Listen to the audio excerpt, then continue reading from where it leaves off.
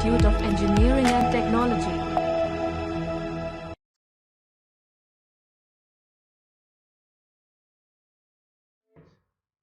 In this talk, we are going to discuss four major types of series in case of infinite series. We are going to discuss first of all P series, its special case harmonic series, geometric series and telescoping series. After defining infinite series and going through its convergence and divergence, as well as discussing what do we mean by combining two series, how to subtract and add two convergent and divergent series, what will be its outcome, and later on we also considered the nth term divergence test. Now we are coming to a special type of series. If our given series is coming under this category of four different series, which are P series, harmonic, geometric or telescoping series, what we can say about its nature in form of convergence and divergence. So our main talk will be focused on these four series. So let us start our first part, which is infinite series. Now in infinite series, our first talk is what do we mean by P series. So we'll first of all define P series. So if I consider a series summation n equal to 1 to infinity a n, then it is given by summation n equal to 1 to infinity 1 upon n raised to p. This is known as P series. So you can see clearly index itself is used in denominator with some power which is represented by P. What we can say about its convergence? We are not going to derive its convergence and divergence result right now. That will do later on in our upcoming talks, but right now we are just dealing with the results of this P series. If value of P is strictly greater than 1, then clearly we can say that this series is convergent, and if this value of P is less than or equal to 1, then this P series is divergent. You can roughly check that thing by considering some different cases of values of P. I will show you graphically that how actually different values of P will give you idea about its convergence or divergence. Let me take first value of P, which is equal to 2. Now without going into that result part, what will happen if I take P equal to 2? So initially I am taking 1 raised to 2, that will be my first term. So its answer is 1. You can see by a first blue bar which is with height equal to 1 unit. A second thing will be 2 raised to 2. Then it will give you 3 raised to 2, 4 raised to 2, 5 raised to 2. And this simply means that my denominator is increasing term by term. And so the value of 1 upon n raised to p will reduce term by term. And that means eventually it is reducing and it is moving towards 0. This gives you the logic of convergence in some sense. So right now we are not going into the derivation of this, but graphically you can visualize very clearly that if I take P greater than 1, then obviously it will give you a convergent series. Suppose I move to the next part. If I take 1 upon n raised to p with p equal to 0.5, what will happen to this series? If I take p equal to 0.5, it is nothing but 1 by 2, which means I am taking 1 upon n raised to 0.5, which is 1 upon root of n. Now this is a very particular series and it is in fact a divergent series. Now you will be confused by these graphics. In the graphics you are observing all terms which are decreasing and moving slowly towards 0.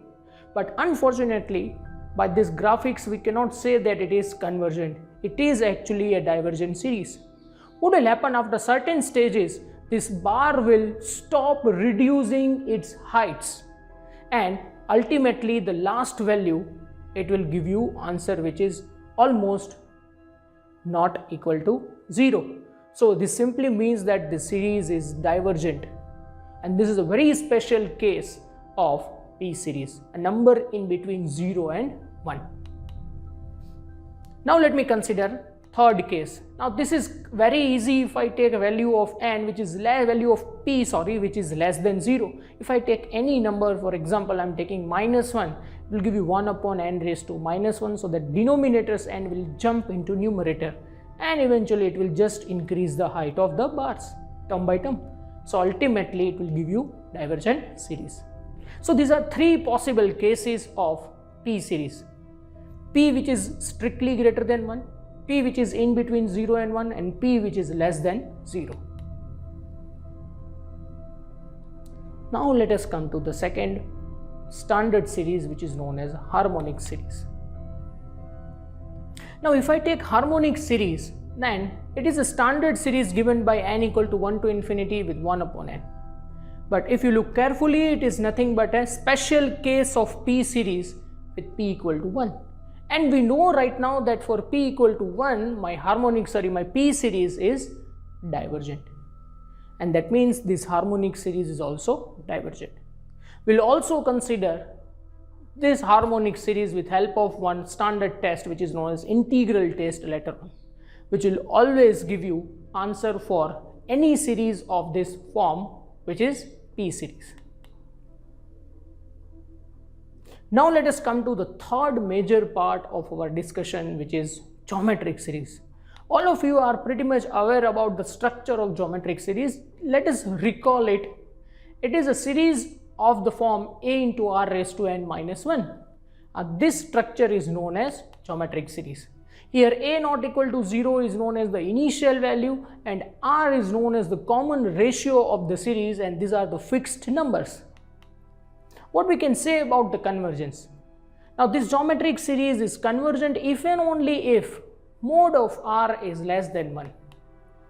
And if mode of r is greater than or equal to 1, the series is divergent.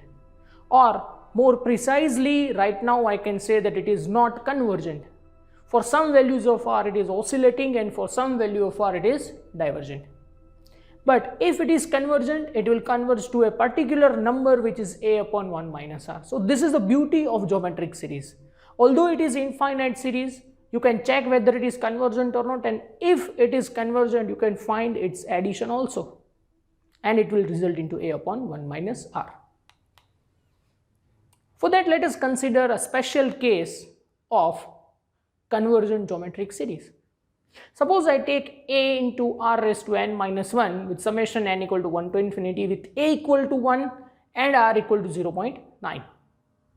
What will happen to this series, whether it is convergent or not? By looking at this picture, you can see clearly that the values are decreasing and they are reaching value 0.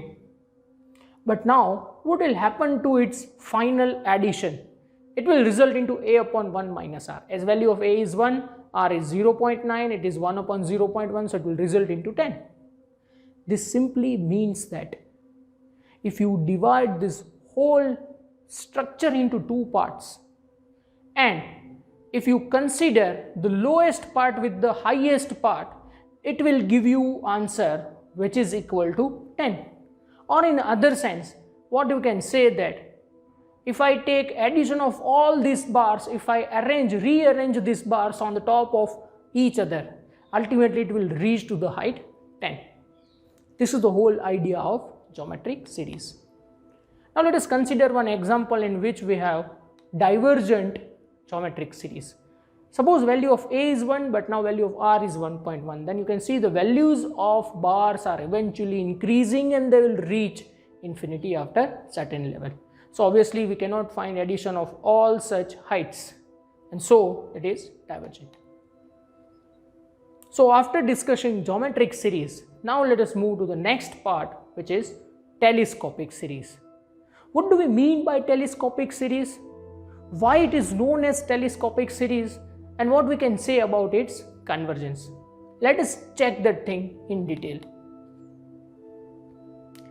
If I consider a series summation a n from n equal to 1 to infinity, then it is known as telescoping series if all terms except external terms are cancelled in pairs while expansion. Now this is actually a beautiful structure, and for that I am taking one example, summation n equal to 1 to infinity a n. This is equal to n equal to 1 to infinity 1 upon n into n plus 1. Now if I go for the method of partial fraction, it will result into 1 upon n minus 1 upon n plus 1. In method of partial fraction, actually I am taking two linear components and I am separating denominators into two parts. So ultimately it will give you 1 upon n minus 1 upon n plus 1.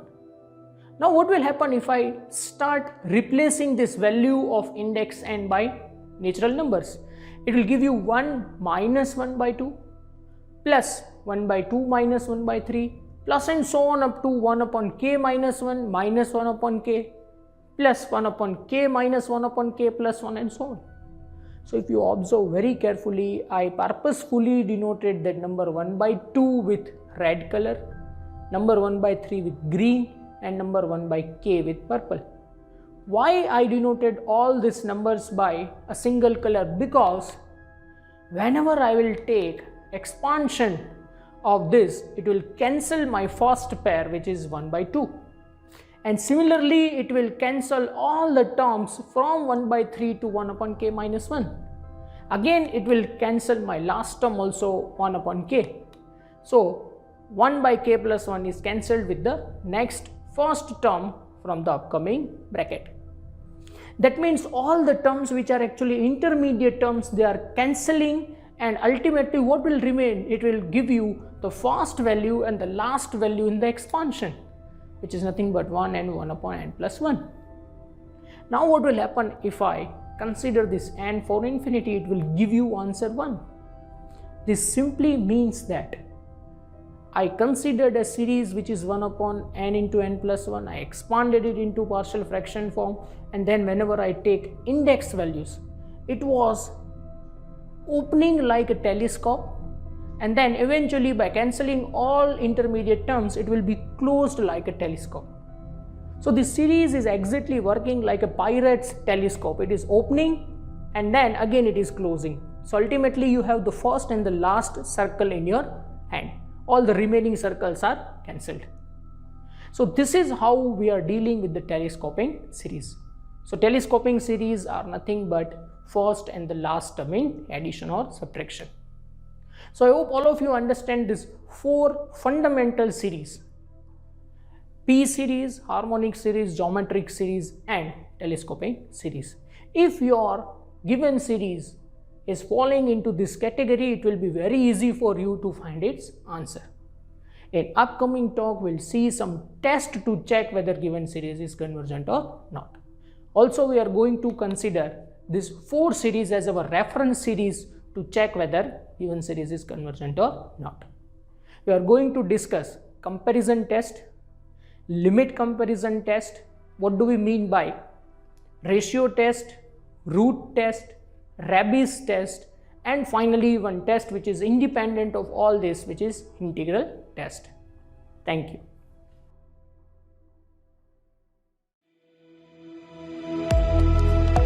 LJ Institute of Engineering and Technology.